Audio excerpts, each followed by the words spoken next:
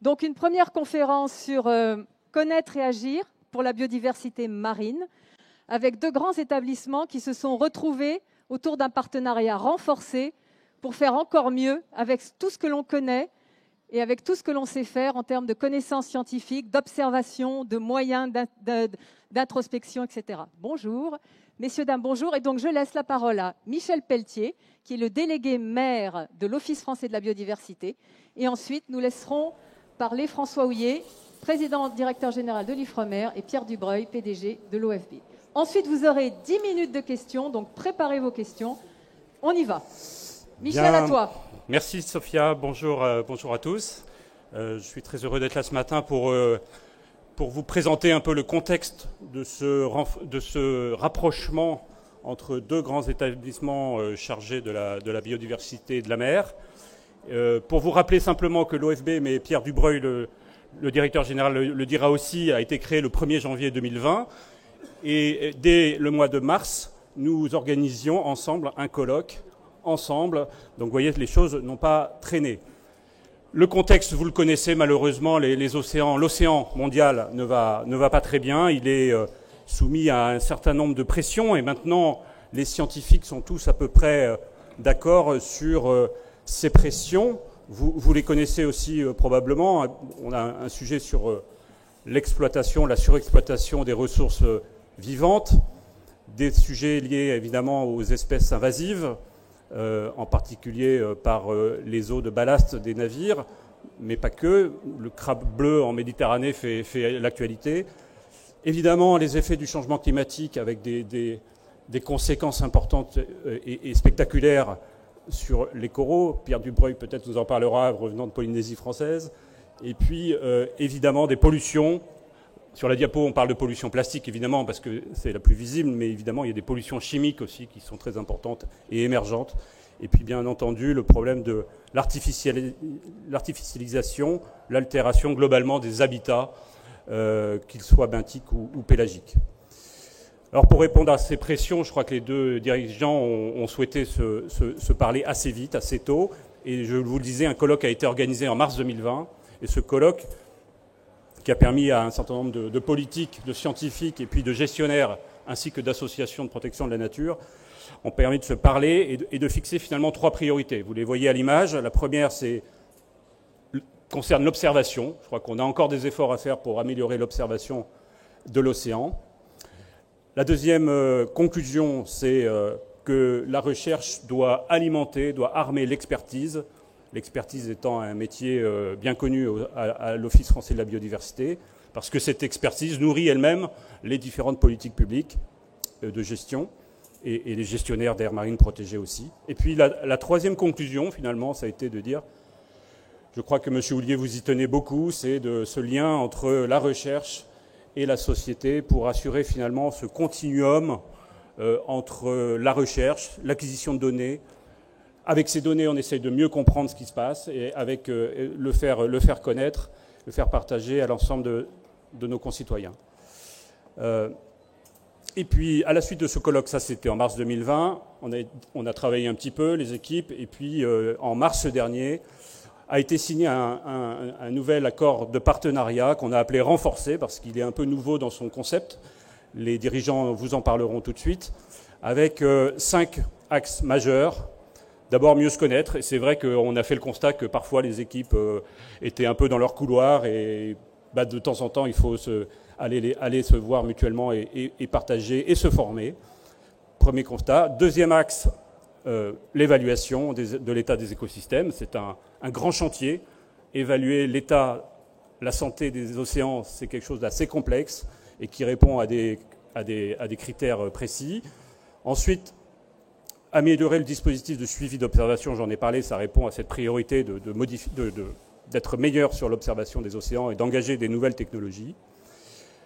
Des solutions de gestion, de restauration, pour essayer non seulement d'éviter, de réduire les pressions, bien entendu, en s'appuyant sur des aires marines protégées, en particulier les parcs naturels marins qui sont gérés par l'Office français de la biodiversité. Et puis cette nécessité absolue de valoriser les travaux, parce que souvent les chercheurs font beaucoup de choses, Il manque la dernière étape de valorisation, celle qui va permettre à chacun, que ce soit les gestionnaires, les décideurs ou même le grand public, d'en tirer un certain nombre de conséquences. Voilà, j'en ai terminé sur ce contexte. Maintenant, je laisse la parole à nos dirigeants qui vont présenter les travaux qu'ils comptent engager maintenant à la suite de cette signature, de ce partenariat renforcé. Monsieur Pierre Dubreuil, directeur général de l'Office français de la biodiversité, sur la thématique de l'observation, de la surveillance et de l'évaluation. Pierre. Merci. Vous m'entendez là? Non, ça va. Oui, c'est mieux. Bonjour à toutes et à tous. Merci Michel. Je suis très heureux de participer à cette, je crois que c'est la première conférence sur le pavillon France. Et c'est bien qu'elle soit consacrée à l'océan, ce qui témoigne de l'importance du sujet. Je pense que le président de la République hier a ouvert la voie, il a fait des annonces, peut-être que pour aller commenter, notamment sur ce grand sommet qui devra avoir lieu, je crois, sur l'océan en France fin 2021, début 2022, d'après ce que j'ai compris comme vous et entendu.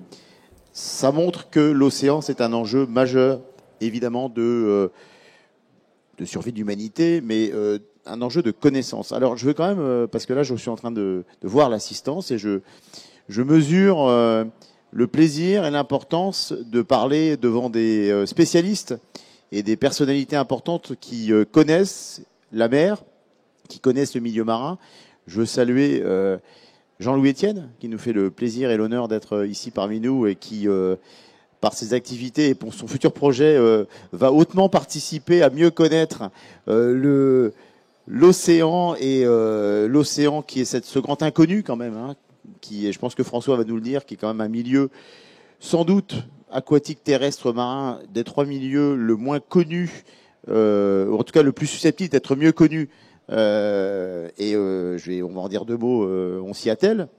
Je salue aussi le ministre de la Culture et de l'Environnement polynésien, qui nous fait l'honneur et l'amitié d'être ici parmi nous. Et je voudrais qu'on l'applaudisse parce que on s'est vu en Polynésie il n'y a pas si longtemps, et en ce moment c'est dur la Polynésie. D'ailleurs, je salue tous les collègues ultramarins qui sont là, et vous vivez une situation sanitaire très compliquée, et merci beaucoup d'être venu ici représenter ce trésor de la biodiversité qu'est la Polynésie française, et qui est en effet menacée à bien des égards, notamment à travers la question des coraux. Et je salue aussi la présence d'un président de parc naturel marin, puisque Michel a évoqué. Je crois qu'il y en a un ici. Je vois pas où il est, mais il me semblait qu'il y avait un président de parc naturel marin qui se trouve dans la salle. Je vois plus. Enfin, en tout cas, je crois qu'il est prévu qu'il y en ait un. Bon, et les parcs naturels marins sont en effet dans l'OFB. Bon, moi, je veux juste vous dire quelque chose, parce que on va pas commenter toutes les diapos précisément. On est là pour un échange avec l'Ifremer. Et il se trouve qu'on se connaissait déjà dans une vie antérieure avec François. On s'est dit que l'enjeu est si immense de faire face à ce mauvais état des écosystèmes marins, à la dégradation de la biodiversité, qu'elle soit côtière, littorale ou dans l'océan plus profond, de ce qu'on en connaît. Il était absolument indispensable de décloisonner et d'unir nos forces. Parce que la biodiversité, c'est une question d'interdépendance, c'est une question de dynamique, d'interaction. Et si les organismes de recherche publique et de connaissance ne sont pas capables de s'unir et d'unir leurs forces au service de ces enjeux qui nous dépassent, et on sait que le temps en plus s'accélère, on ne ferait pas notre boulot. Raison pour laquelle on s'est mis rapidement autour de la table, qu'on a organisé ce colloque. Et on a décidé d'unir nos agents qui travaillaient déjà ensemble, mais de faire en sorte de démultiplier ces efforts, cette action pour aller plus vite. Alors, la priorité 1, c'est en effet l'observation, la surveillance, la gestion. Et vous savez, dans la diapo précédente, il y avait connaître pour agir. Et connaître pour agir, ça résume finalement la complémentarité de l'Ifremer et de l'Office français de la biodiversité, qui est un organisme naissant, récent, issu de plusieurs fusions. Vous savez qu'il y avait les aires marines, l'agence des aires marines protégées avant, l'agence française pour la biodiversité. Et en fait, c'est l'alliance de la connaissance par la recherche, par la donnée, avec l'action. Et je crois vraiment que c'est ça qui peut mieux expliquer l'esprit, le principe, le cap que nous fixons à notre accord, parce que l'IFREMER est un éminent organisme de recherche qui permet de développer la recherche de la meilleure qualité que ce soit dans l'écosystème de la recherche océanique. Et évidemment, nous sommes un organisme qui produit et qui rassemble de la donnée. La loi nous confie cette obligation finalement d'être un portail de données sur la biodiversité de tous les milieux. Voilà, d'accéder aux informations publiques sur le milieu marin. Et cette donnée, de la restituer au grand public, d'abord pour qu'il sache mieux, parce que je pense qu'on ne protège bien que ce qu'on connaît bien, et évidemment qu'il puisse agir derrière. Et je termine rapidement sur ce point. Agir, c'est-à-dire qu'il y a des territoires marins, j'aime bien les appeler comme ça, prenons par exemple nos parcs naturels marins, qui sont des lieux où on gère la biodiversité. Et ce n'est pas un gros mot de gérer. C'est-à-dire qu'on se dit, on rassemble des acteurs autour d'une table ou d'une plage parfois, et on leur dit c'est votre territoire, il subit des pressions, on vous apporte de la connaissance, et maintenant comment vous allez mieux le gérer pour mieux respecter la biodiversité et le vivant. Et cette interaction entre la connaissance, la recherche et la gestion, je crois que c'est ce qu'on peut faire de mieux aujourd'hui pour la biodiversité marine. Je m'arrête là en te passant la parole. Merci, bonjour à toutes et à tous. Merci Pierre pour ces mots. Je crois que tu as bien illustré. On peut peut-être relaisser un instant la diapo précédente.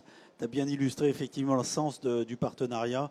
L'idée, c'est cette chaîne de la connaissance qui va de la recherche jusqu'à l'action. Effectivement, nous avons des complémentarités.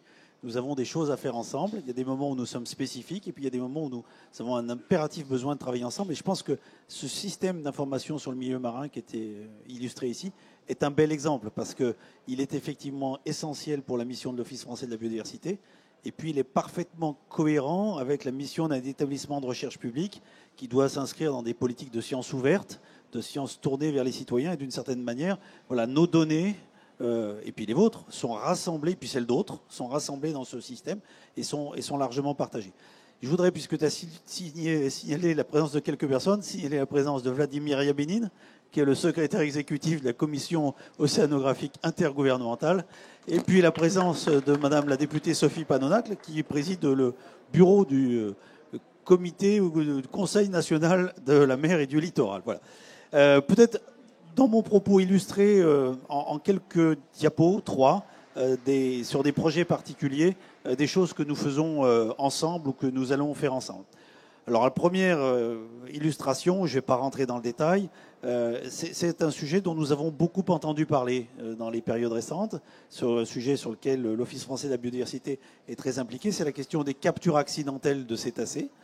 Et donc, ce que nous avons fait, en lien d'ailleurs avec les ministres et notamment avec la secrétaire d'État en charge de la biodiversité, Bérangère Abba, mais ça concerne aussi la ministre de la Mer, ça concerne aussi la ministre de la Recherche, c'est que pour aller plus loin sur ce sujet, nous avons monté un grand programme alors entre l'Office français de la biodiversité, le CNRS, La Rochelle Université et l'IFREMER pour pouvoir avoir une vision intégrée du golfe de Gascogne et ne pas se focaliser sur la seule interaction entre la pêche et la capture et les populations de dauphins, mais essayer de bien comprendre l'ensemble de cet écosystème, puisque le golfe de Gascogne, il y a aussi des petits pélagiques qui sont consommés par les dauphins. Eux-mêmes, ils se nourrissent, ces petits pélagiques, de plancton. Tout ça est dans le changement climatique. Et on a besoin de comprendre l'ensemble de l'écosystème et pas simplement de se focaliser sur cette malheureuse interaction.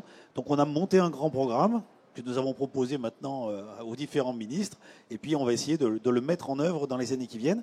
Donc il y a un volet très scientifique dans ce programme, puis il y a aussi un volet qui est plus tourné vers l'action. C'est-à-dire qu'il va falloir effectivement explorer différents scénarios pour pouvoir réduire cette pression sur les populations de cétacés. Donc voilà une manière d'illustrer la première priorité de ce que nous faisons ensemble. Deuxième manière d'illustrer cette deuxième priorité, c'est cette expression qu'on a utilisée, puisqu'on est dans le monde de la mer, armé par la recherche, l'expertise scientifique en appui aux politiques publiques. Bon, il se trouve qu'à l'IFREMER, et je vais prendre juste le premier exemple de l'ADN environnemental, nous avons commencé de mettre en place un réseau d'observation microbiologique utilisant les techniques les plus contemporaines. Donc on prélève de l'eau, on prélève des tissus, puis on peut voir quels sont les organismes vivants qui sont à l'intérieur. Nous avons la conviction que l'observation environnementale de demain, elle s'appuiera sur des méthodes de ce genre-là et que ça pourra profondément rénover la manière dont nous apprécions, dont nous évaluons la qualité des eaux marines. Alors aussi bien pour des questions qui peuvent être parfois liées à des dimensions sanitaires ou à des dimensions qui sont plus écologiques, ou les blooms algaux. Donc nous pensons que nous avons là des outils qui sont pour l'instant encore plutôt du côté de la recherche, donc on va dire ils sont peut-être un peu plus du côté de l'IFREMER, mais il faudra impérativement que le jour où nous aurons testé ces nouveaux réseaux, ces nouvelles méthodes, nous sachions les déployer ensemble, avec les agences de l'eau aussi, de telle manière que nous ayons des réseaux plus efficaces. Voilà, deuxième exemple un peu concret de ce que nous anticipons et que nous sommes en train de faire. Le troisième exemple que je voulais évoquer, c'est sur l'ouverture de la science à la société. Alors je vais te dire des choses qui sont plutôt éphémères de ce point de vue-là, mais qui me paraissent importantes. Et je sais qu'en plus, Pierre a été associé à une partie de ce que je vais évoquer. Il existe un plan national d'ouverture de la science. Ce plan est très interne à la communauté scientifique. C'est partager, rendre accessibles les données, les publications, les codes, les algorithmes.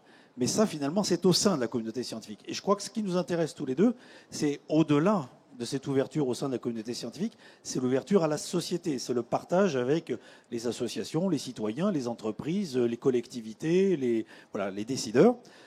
Et donc c'est bien dans ce mouvement-là qu'on s'est inscrit.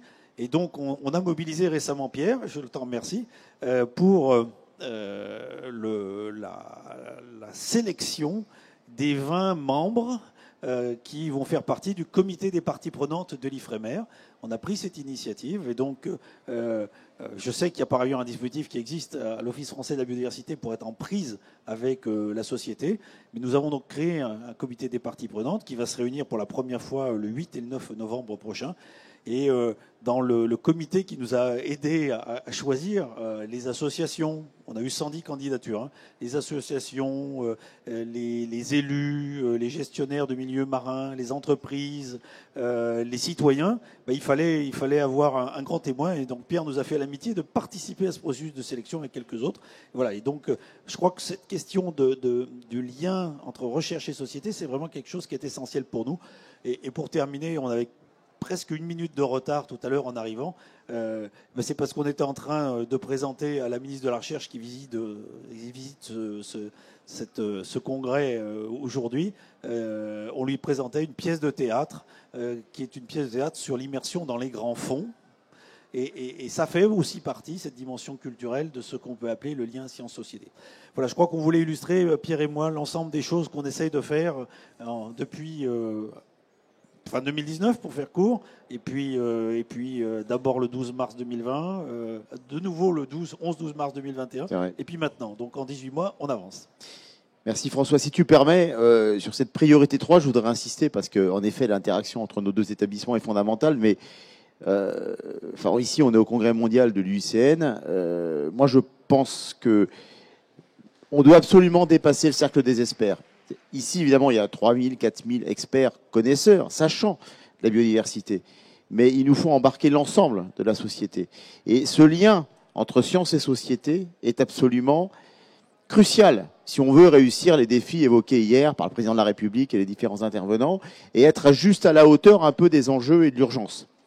Et ça veut dire que, ce que tu viens d'expliquer là, ça nous engage à avoir un discours et à mettre la connaissance, qui est quand même par nature assez complexe, à portée de tous. Donc c'est vraiment un enjeu très difficile. Il se trouve que c'est l'une des missions de l'Office français de la biodiversité, la mobilisation de toute la société.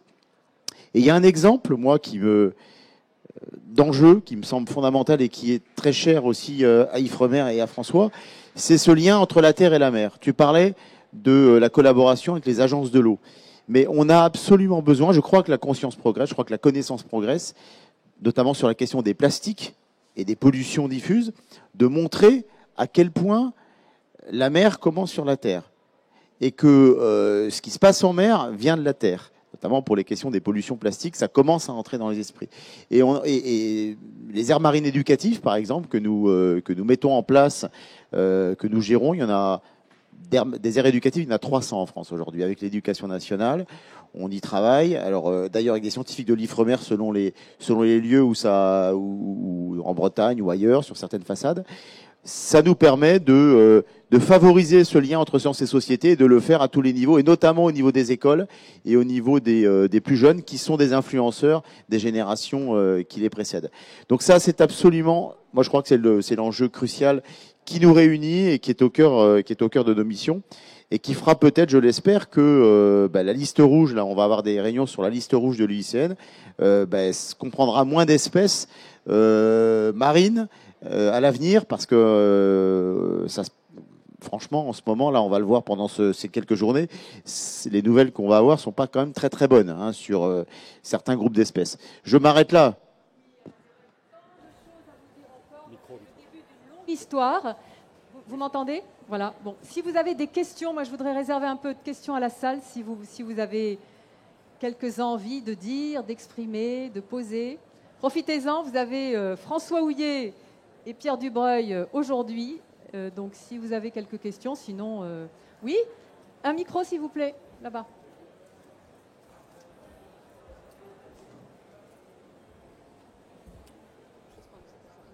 Oui, bonjour, le micro marche-t-il? Vous m'entendez? Stéphane Gallois d'Ouest France. Oui. Vous n'avez pas parlé d'argent. Y a-t-il de l'argent derrière ce rapprochement, des investissements qui vont permettre d'aller plus loin, ou est-ce juste une façon de gérer la pénurie? J'ai pas compris la fin de la question, le début oui, mais s'agissant de l'argent, dans les couples on peut parler d'argent, n'est-ce pas François? Non, enfin, nos deux établissements ont des budgets de fonctionnement, d'investissement. Je parle sous le contrôle de ma tutelle, qui est au fond, Olivier Thibault, voilà. Vous savez, je ne sais pas si je le partage, parce que le mode de financement de chaque établissement est différent, nos statuts sont différents. L'Ifremer, je ne trahis pas un secret, est un EPIC. Nous, on est un établissement public administratif de l'État. Nous sommes financés à très grande majorité par les agences de l'eau. Voilà, donc on a des financements qui sont connus et qui permettent de faire fonctionner l'établissement. Donc précisément sur notre accord cadre, on n'a pas, il n'y a pas d'argent dédié sur les projets, mais il y a des ressources humaines. Et ça, c'est quand même ce qui fait la force de nos établissements.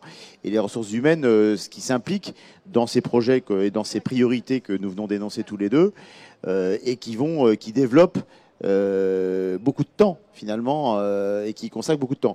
Maintenant, on n'a pas, c'est un accord cadre, et comme tout accord cadre, il sera amené à être précisé sans doute et à donner naissance à des projets et peut-être à des financements nouveaux, parce qu'on a la possibilité d'aller en chercher aussi des financements. Oui, je crois que dans l'accord cadre, il n'y a effectivement pas de financement qui soit annoncé. Après, on avait des collaborations, des partenariats antérieurs avec l'Office français de la biodiversité ou avec ses prédécesseurs. Ces partenariats, ils continuent sur un certain nombre d'actions. Ils se poursuivent. Et donc là, il y a des financements, je dirais, action par action. Il y a un deuxième point qui est essentiel, qu'il faut avoir en tête, c'est qu'on peut aller chercher des crédits supplémentaires. Quand on monte le projet d'Elmoge, que j'évoquais tout à l'heure sur, en gros, la gestion des populations océaniques dans le golfe de Gascogne, effectivement, on fait une identification de ce que ça coûterait, et ça coûte plutôt quelques millions d'euros que quelques centaines de milliers d'euros. Et donc là, on s'est tourné vers les ministères en leur disant, voilà, le coût d'un grand projet, si vous voulez comprendre ce qui se passe entre les pêcheurs, l'écosystème et puis les populations de cétacés, va peut-être falloir y contribuer un peu. Et d'ailleurs, les ministères contribuent aujourd'hui à une grosse opération qui est portée par l'OFB sur les caméras à bord. Donc il y a ça. Puis la troisième chose qu'il ne faut pas négliger, et vous utilisez l'expression gestion de la pénurie, je comprends, mais quand on a fait un séminaire, les 11 et 12 mars dernier, pour signer, il y avait quand même 250 personnes qui sont inscrites. C'est 250 salaires. Ce sont des gens qui se sont coordonnés, qui ont travaillé ensemble. On a tendance à complètement ignorer ces choses-là. La simple fait que nos collègues de l'Ifremer et de l'OFB se sont mis ensemble pour préparer un certain nombre de choses, ça a une valeur extraordinaire plutôt que de le faire chacun dans notre ligne d'eau séparée. Et donc je crois que derrière ce mouvement-là, au-delà des questions d'argent, il y a aussi la capacité à se co-organiser, à travailler ensemble, qui est essentiel et qui est un formidable effet de levier.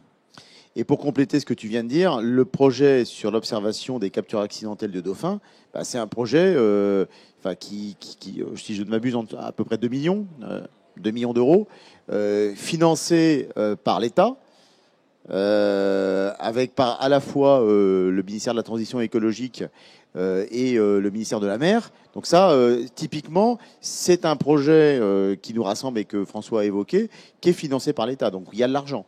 Voilà. Et par ailleurs, l'Office français de la biodiversité, je ne sais pas si vous le savez, mais c'est un organisme qui a vocation à financer des interventions. Et nous finançons des interventions au bénéfice d'actions ou de projets pilotés par l'IFREMER à hauteur d'environ 4 millions, je crois. En tout cas, on a un budget d'intervention. Donc oui, il y a de l'argent. Il y a de l'argent, il y a des moyens humains et des salaires, comme le dit François. Alors, je crois que c'est une ultime courte question, parce que le maître du temps, Hervé Bois-Guillaume, qui est le directeur du pavillon France, qui doit prendre la parole aussi, m'accorde une dernière question.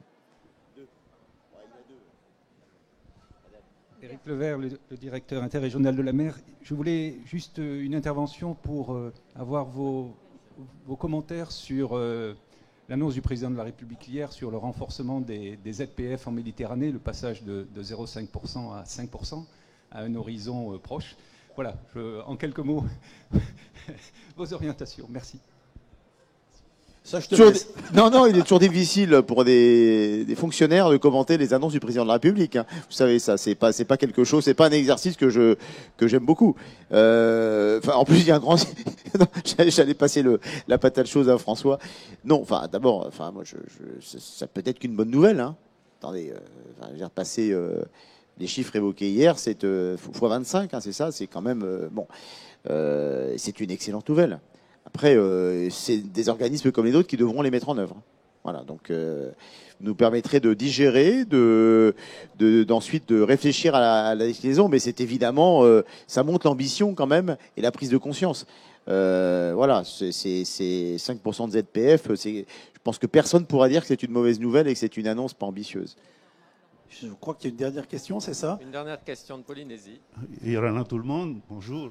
C'est pas vraiment une question. Je voulais juste saluer le partenariat intelligent que nous avons entre la collectivité de Polynésie française et l'OFB.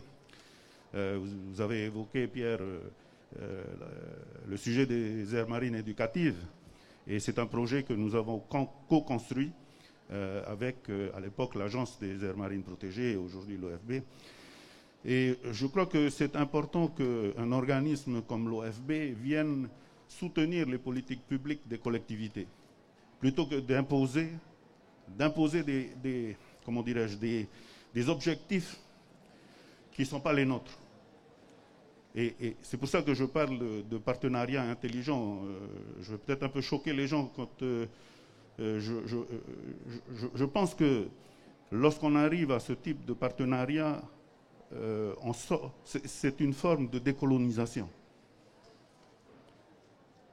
Souvent, on oppose, par exemple, les sciences aux connaissances traditionnelles. Là, on arrive à faire en sorte que ces deux mondes se parlent.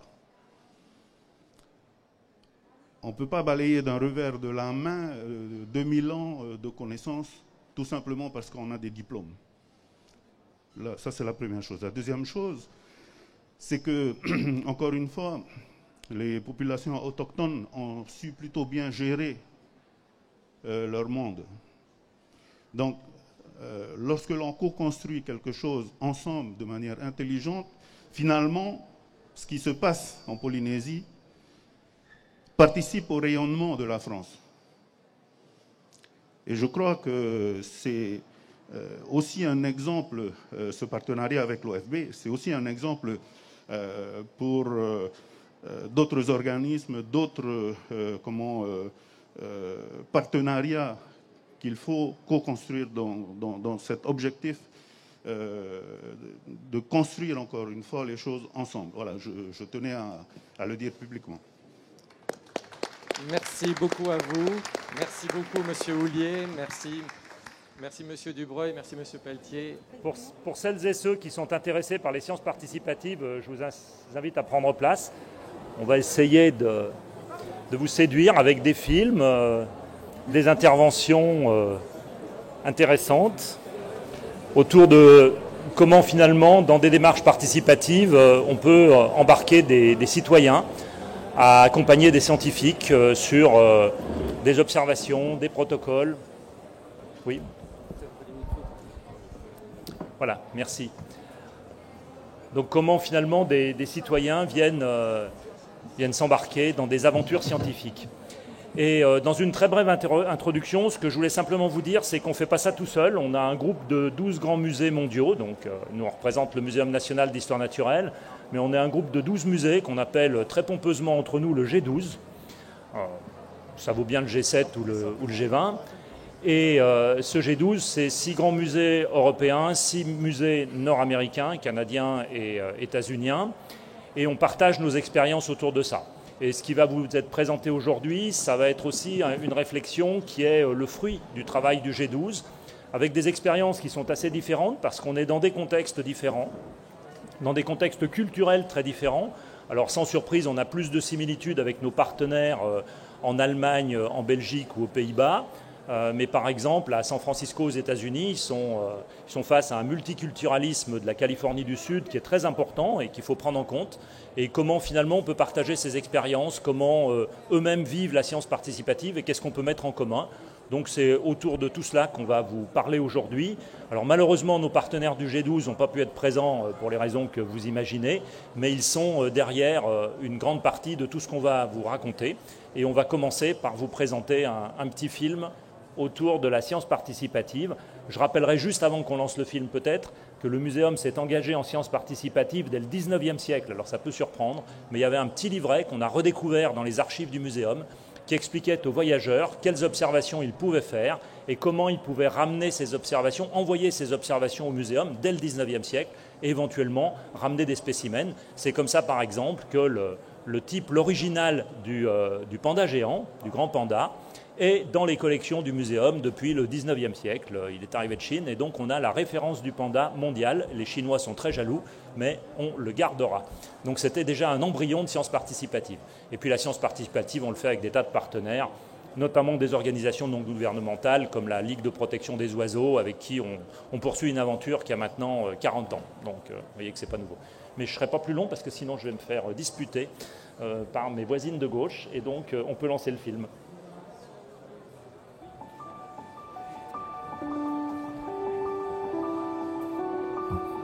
Partout dans le monde, les sociétés sont confrontées à des défis environnementaux de grande ampleur.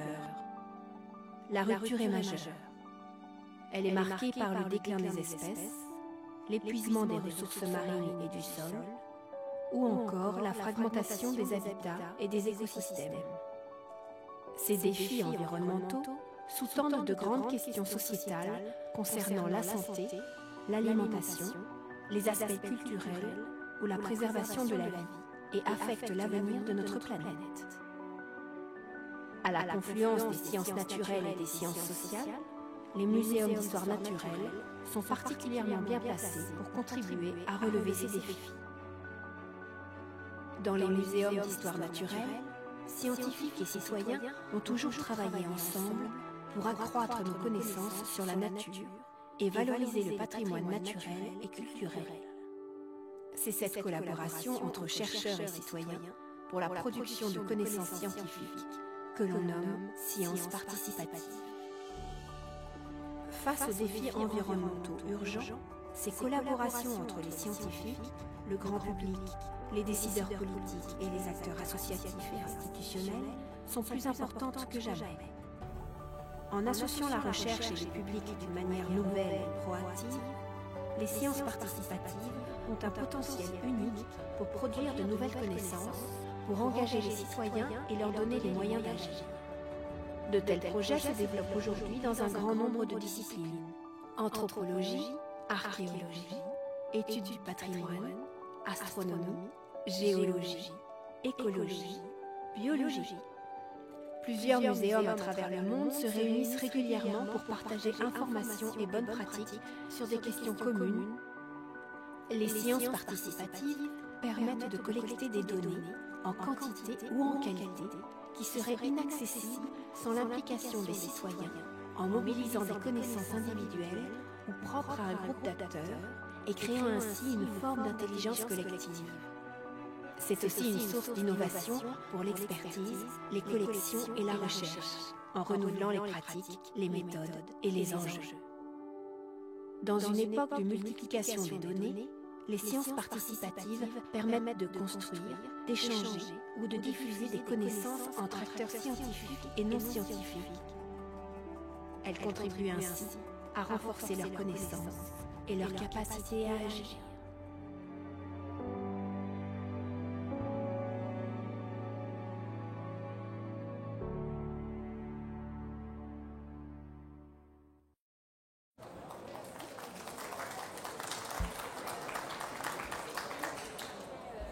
Non, on t'entend pas. Cette vidéo vous présentait globalement les sciences participatives au niveau des muséums. C'est bon, vous m'entendez? D'accord. Et du coup, ce qu'on va essayer de faire maintenant, c'est de rentrer un peu plus dans le détail en vous présentant des exemples de projets.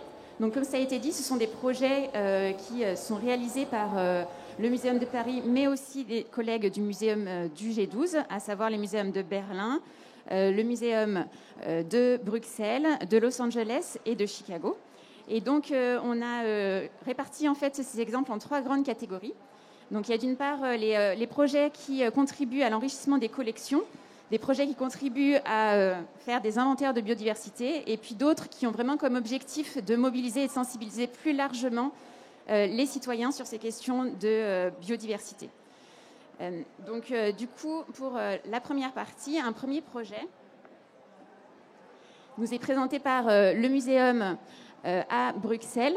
Et donc, il concerne effectivement cette question des collections, donc les collections qui sont au cœur de l'action des muséums. Et à travers ces collections, il y a aussi une caractéristique qui est importante qui concerne la description en fait, des spécimens qui sont collectés, la description et le fait de les nommer, puisque c'est une première étape vers la conservation de ces espèces. Et donc, du coup, dans une autre petite vidéo, les collègues du Muséum de Bruxelles nous présentent justement l'importance de cette taxonomie et de cette contribution des citoyens à la taxonomie. Donc, on peut lancer la deuxième vidéo.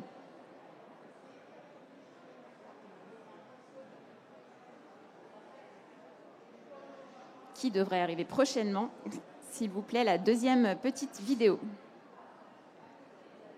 Hello, I'm Jérôme Constant. I'm an entomologist, a collection curator, and a taxonomist. I work on the description of the species that are yet unknown.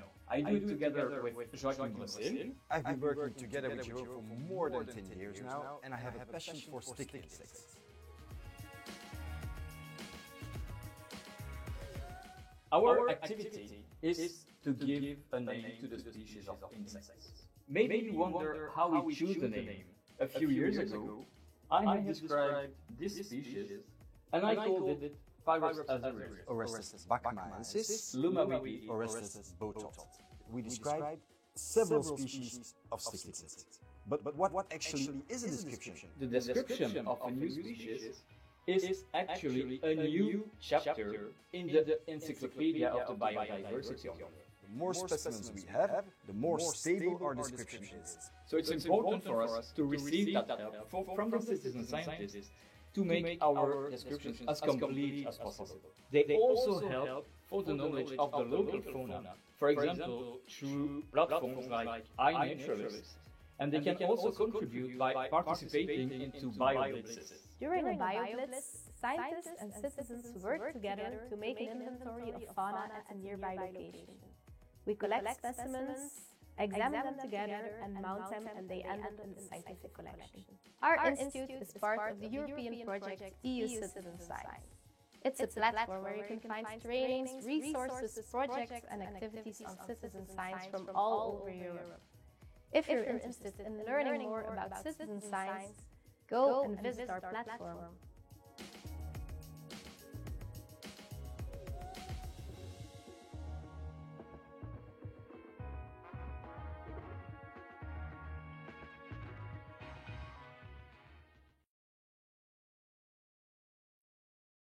via cette petite vidéo qu'en fait les citoyens peuvent participer d'une part à ces bioblitz qui sont des inventaires en fait sur un endroit donné de la biodiversité, par exemple dans un quartier, dans un site naturel, dans un endroit spécifique. Et puis ils peuvent aussi contribuer en décrivant en fait les espèces, les spécimens. Et c'est justement ce que propose le muséum de Chicago, le Field Museum, qui du coup mobilise les citoyens dans cette description de spécimens de plantes microscopiques. Et donc pour cela, en fait, ils ont créé une application qui permet en fait à tout à chacun, via un site internet, de pouvoir mesurer ces plantes microscopiques et ainsi enrichir la description de ces collections. Et du coup, derrière, la conséquence pour les taxonomistes, c'est qu'avec ces données enrichies, ils peuvent donc définir des priorités de conservation. Donc on voit qu'il y a un réel intérêt à cet investissement des citoyens. Et d'autant plus que des études montrent qu'en fait, les données qui sont transcrites et qui sont générées par ces citoyens sont de grande qualité et comparables à ce que pourraient produire des experts. Donc on voit qu'on a vraiment la constitution de bases de données solides et fiables qui peuvent être utilisées derrière pour la recherche. Et donc du coup, dans ce projet, ils engagent en plus des étudiants d'université, mais aussi des élèves de la maternelle jusqu'à la terminale. Donc il y a une réelle collaboration entre des taxonomistes, des étudiants et des enseignants. Et ce qui est intéressant, c'est de voir également que le retour des participants en fait dépasse entre guillemets la simple action d'enrichir ses collections, puisque un étudiant notait notamment qu'en fait, en participant, il arrive à mieux comprendre finalement l'action des scientifiques, la façon dont ils conduisent leurs études. Donc on voit qu'il y a aussi un bénéfice en ce sens-là. Et un troisième exemple au niveau de projets de sciences participatives autour des collections, c'est le projet Les Herbonautes, donc, qui est conduit par le Muséum de Paris. Et donc cette fois-ci, les citoyens et les participants sont mobilisés, alors non pas pour décrire directement des spécimens, mais en fait pour transcrire des étiquettes anciennes d'herbiers. Donc il y a plusieurs herbiers en France qui ont été numérisés et on mobilise les citoyens pour qu'ils transcrivent ces étiquettes. Donc ils déchiffrent les noms de lieux où les plantes ont été collectées, les dates de récolte, ainsi que les noms des personnes qui ont récolté ces plantes. Et pour, encore une fois, constituer une base de données enrichie dont peuvent se servir derrière les scientifiques. Les scientifiques qui, à l'inverse, peuvent aussi proposer des missions. C'est-à-dire, s'ils ont un projet de recherche, par exemple, en Nouvelle-Calédonie, ils peuvent proposer une mission aux herbonautes, comme on appelle les participants de ce programme, une mission pour que les herbonautes aillent prioritairement transcrire les étiquettes de Nouvelle-Calédonie. Donc voilà, encore une fois, on voit bien ce partenariat fort entre des participants citoyens non scientifiques qui peuvent enrichir et alimenter les collections des muséums.